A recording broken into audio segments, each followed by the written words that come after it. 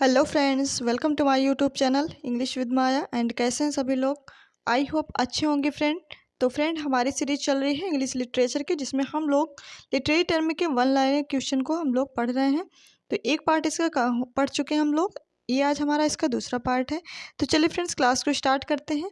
Start करने से पहले अगर आप चैनल में नए हैं तो चैनल को सब्सक्राइब करें, लाइक करें, कमेंट करें, शेयर करें। ये जो क्लास है फ्रेंड, ये आपके जैसे टीचिंग्स एग्जाम, जैसे यूपी टीजीटी पीजीटी हो गया, एमआरएस टीजीटी पीजीटी, या फिर DSSS केवीएस एनवीएस, जिसमें इंग्लिश लिटरेचर आती है, वो सबके लिए मोस्ट इंपॉर्टेंट बन जाती है।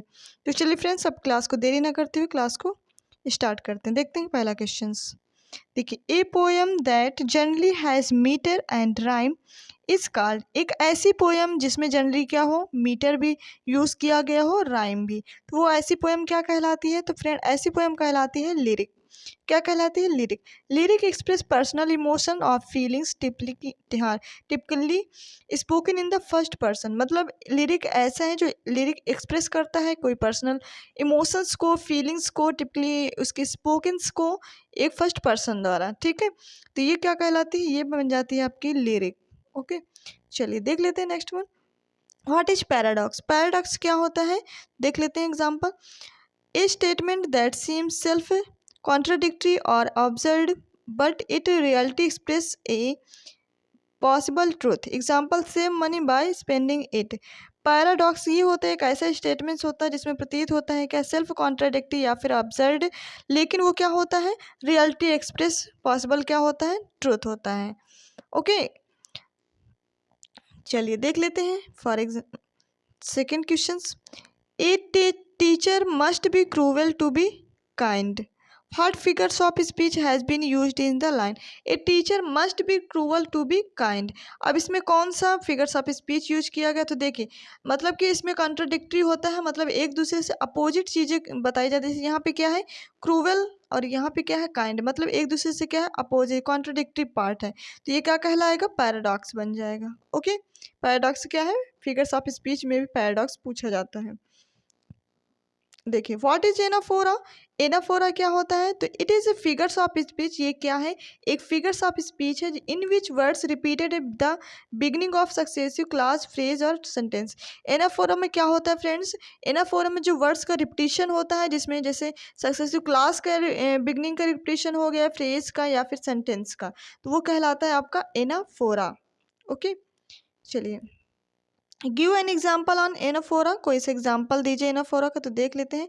जैसे क्या, it was the best of times, it was the worst of times, it was the age of wisdom, it was the age of foolishness. देखिए यहाँ पे इट वॉज द, है ना, ये बार बार आ रहा है, तो ये बिगनिंग में हो रहा है वर्ड्स, मतलब कि रिपीटिशन, और बार बार सेंटेंस का रिपीटिशन हो रहा है। ओके, तो ये हो गया आपका क्या? ये हो गया आपका एनाफोरा। और ये किस पोएम से ली गई हैं? ये चार्ल्स डिकेंस के ए टेल ऑफ टू सिटीज जो वर्क है उससे लिए गई हैं। ओके, चलिए देख लेते हैं नेक्स्ट उन क्वेश्चंस को। Poetry that shows the poets heart his experience liking disliking is called. Poetry that shows, ऐसी पोएट्री जो शो करती है पोएट्स के हार्ट्स की फीलिंग, या फिर उसके एक्सपीरियंस हो सकते हैं, लाइकिंग डिसलाइकिंग चीज़ें, तो ऐसी पोएट्री क्या कहलाती है? तो उससे बोला जाता है सब्जेक्टिव पोएट्री। क्या बोला जाता है friends? Subjective poetry. So right option बन जाएगा सब्जेक्टिव पोएट्री। तो देखिए friends, Petrarchan sonnet is also called. Petrarchan sonnet किसे कहा जाता है? उसका क्या नाम होता है? दूसरा नाम, तो इसको बोला जाता है रेगुलर और क्लासिकल सनेट। क्या कहा जाता है?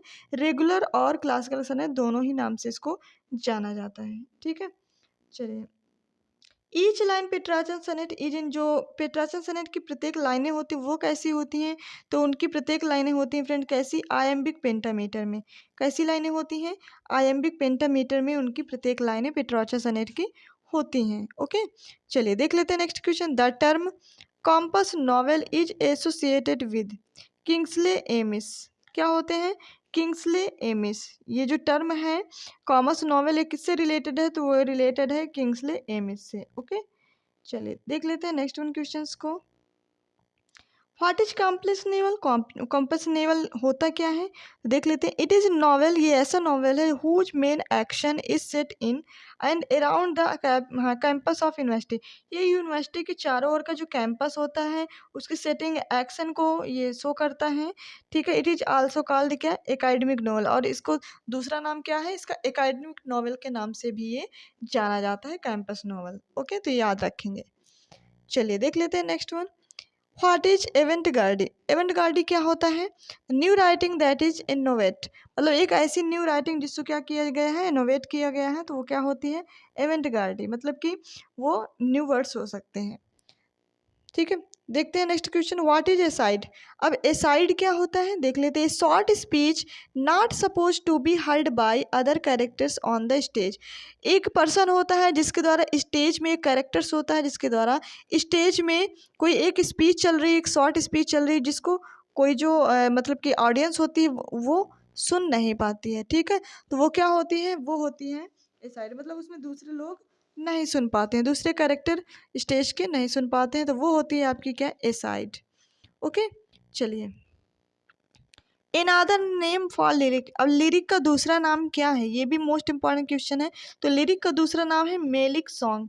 क्या नाम है फ्रेंड्स, मेलिक सॉन्ग नाम से लिरिक को जाना जाता है। ओके, तो ये आप याद रखेंगे। An expression of a single emotion is done through. An expression is a single, इसमें सिंगल इमोशन को एक्सप्रेशन किया जाता है, थॉट्स दिखाए जाते हैं, तो वो क्या होती है, तो वो होती है फ्रेंड्स लिरिक। लिरिक में सिंगल इमोशन, थॉट्स होते हैं, एक्सप्रेशंस होते हैं, तो वो होती है लिरिक पोएम्स। ओके, चलिए देख लेते हैं नेक्स्ट क्वेश्चन को। The system of spelling which is used for writing a word correctly is known as. System of spelling के जो सिस्टम होता है उसको एक राइटिंग में करेक्ट वर्ड के रूप में क्या है यूज़ किया जाता है, तो वो क्या कहलाती है, तो उससे बोला जाता है फ्रेंड्स अर्थोग्राफी। क्या बोला जाता है, अर्थोग्राफी। चलिए देख लेते हैं next one. A phrase applied to idea, thoughts and expression which are in harmony with the spirit of age is called.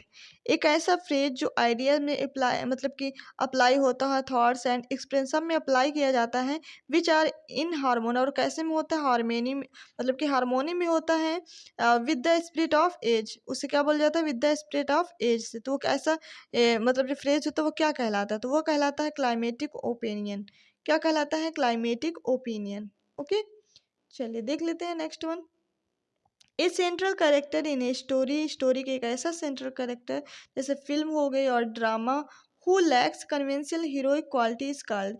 उसकी जो heroic quality, conventional heroic quality जो होती हैं वो क्या कहलाती हैं, तो उसे बोला जाता है एंटी हीरो, मतलब कि जिसे हम बोल सकते हैं, मान लो विलन टाइप से उसको बोल सकते हैं। जैसे डेनियल डेफिल्स का मॉल फ्लैंडर्स है, who is the thief and A prostitute, तो वो क्या बोला जाएगा, एंटी हीरो के नाम से वो बोला जाएगा, ठीक है। चलिए देख लेते हैं नेक्स्ट वन क्वेश्चंस को।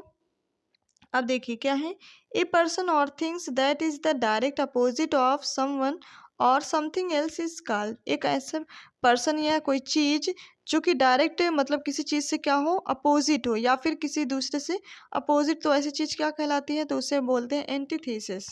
क्या बोलते हैं, एंटीथीसिस। जैसे क्या है, for example love is an ideal things, या फिर मैरिज ए रियल थिंग्स।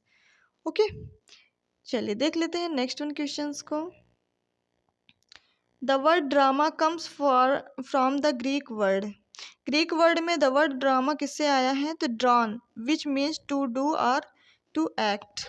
इसका मतलब क्या होता है, ड्रॉन का मतलब विच मीन्स होता है टू डू या फिर to act. Okay, what kind of poem is the longest type of poem. मतलब एक कौन सी टाइप की ऐसी पोएम होती है जो लॉन्गेस्ट टाइप ऑफ पोएम होती है, which has been around for 1000 of years, जो कब से चली आ रही, 1000 years से वो मतलब कि चले आ रहे हैं, ठीक है।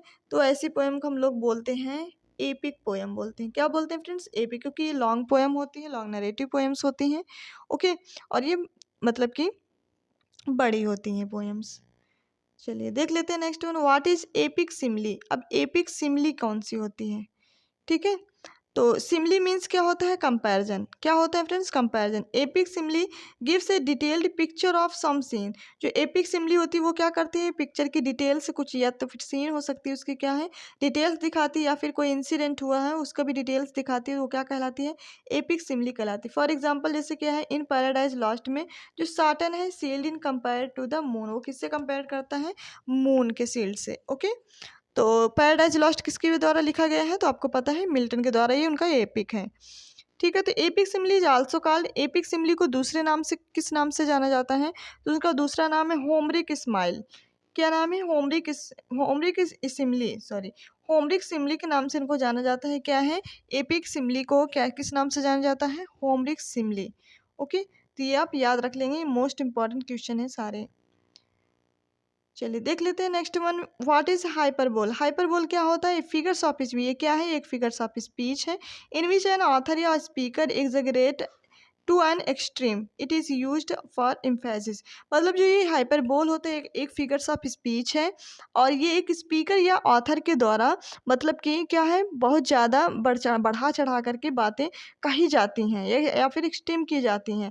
तो it is used for emphasis, मतलब कि हमेशा बढ़ा चढ़ा करके किसी की तुलना करने में वो क्या होता है? हाइपरबोल होता है। ठीक है, चलिए देख लेते हैं।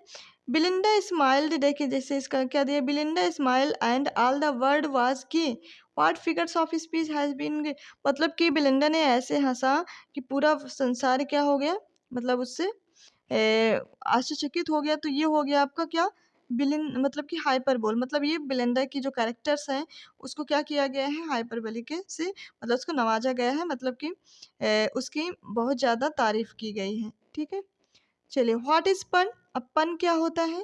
तो ए पन is clever and amusing used of word with two meanings. पन को क्या माना गया है? क्लेवर एंड एम्यूजिंग वर्ड से इसको नवाजा गया है, जिसके मतलब दो मीनिंग्स होती हैं, इसका हमेशा दो अर्थ होते हैं। पन मीन्स होता है प्लेइंग या फिर प्लेइंग ऑन वर्ड्स होता है। पन मतलब क्या होता है? प्लेइंग ऑन वर्ड, जो शब्दों से खेला जाता है। फॉर एग्जाम्पल जैसे क्या है, the terrorist lies in the jail, मतलब कि the terrorist lies in the jail, इसका मतलब क्या है? It can be that he is telling a lie, मतलब कि वो क्या है? झूठ बोल रहा है। He is lying on his back, है ना, वो अपने पीछे क्या कर रहा है? मतलब कि झूठ बोलते ही जा रहा है। तो ये क्या हो गया फ्रेंड्स? ये हो गया आपका पन। चलिए देख लेते हैं नेक्स्ट वन क्वेश्चंस को। जैसे क्या है, what is coming of age. What is coming of age novel. Coming of age novel क्या है? तो ये नॉवेल क्या होता है देख लेते हैं। ए novel which describe how the main character change.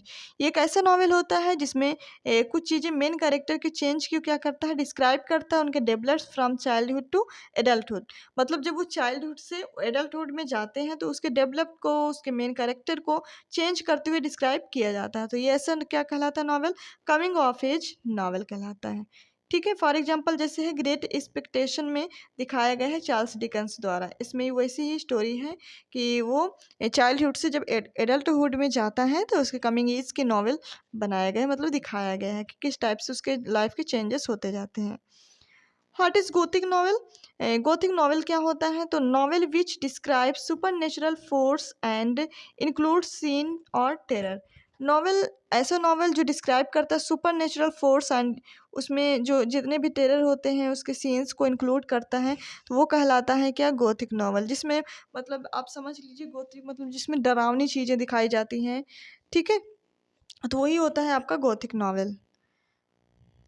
जैसे हॉरर मूवीज़ हो गई, आप देखते होंगे उसमें डरावनी चीज़ें दिखाई जाती हैं, भयानक सीन दिखाई जाती है, तो वो होते हैं आपका हॉरर, मतलब कि gothic. What is two dimensional character. Two dimensional character क्या होते हैं? तो देख लेते हैं। One which is not describe in detail. One which जिसका कोई मतलब डिटेल में मतलब डिस्क्राइब ना किया गया हो, जैसे कि ये है ना, तो उसे हम क्या बोलते हैं? Two dimensional character. जैसे या एम हु एक्सेट्रा आर कॉल्ड, ये क्या कहलाते हैं? तो ये कहलाते हैं मिनिमल रिस्पॉन्सेस। क्या कहे जाते हैं? मिनिमल रिस्पॉन्सेस कहे जाते हैं। विच theory holds that art is an imitation of something. किस प्रकार की थ्योरी होती है जिसमें मतलब कि कुछ चीज़ों की इमिटेशन या फिर आर्ट को दिखाया जाता है, तो वो होती है इमिटेटिव थ्योरी। क्या होती है फ्रेंड्स? इमिटेटिव थ्योरी कहलाती है। ओके, चलिए देखिए, which theory holds that the artist is not agently an imitator, मतलब एक ऐसी थ्योरी जो एक आर्टिस्ट द्वारा मतलब कि उसकी इमिटेट नहीं की जाती, बट हाँ ही और सी, लेकिन कोई लड़का या लड़की के द्वारा क्या किया जाता है, वन हु एक्सप्रेस हिज या हर फीलिंग्स को क्या किया जाता है, शो किया जाता है। तो ऐसी जो थ्योरी होती है वो कहलाती है एक्सप्रेसिव थ्योरी। क्या कहलाती है? एक्सप्रेसिव थ्योरी कही जाती है। A category of literature, art and music, मतलब कि ऐसी कैटेगरी जिसमें लिटरेचर या आर्ट या म्यूजिक शो की जाती है, तो वह क्या कहलाती है? उसको कहा जाता है जेनर। क्या कहा जाता है फ्रेंड्स? जेनर। ओके, तो ये थे फ्रेंड्स आपके कुछ most important questions literary term के, जो कि हम लोगों ने पढ़े। और जितने भी क्वेश्चंस ये पढ़ाए जा रहे हैं आपके एग्जाम में, 100% यहीं से ही क्वेश्चंस आपको देखने को एग्जाम में मिलेंगे। तो आप ज़रूर से ये वीडियो ज़रूर शुरुआत से लास्ट तक देखिएगा। ओके, और अगर आप चैनल में नए हैं तो चैनल को सब्सक्राइब करें, लाइक करें, कमेंट करें एंड शेयर करें। Thank you so much.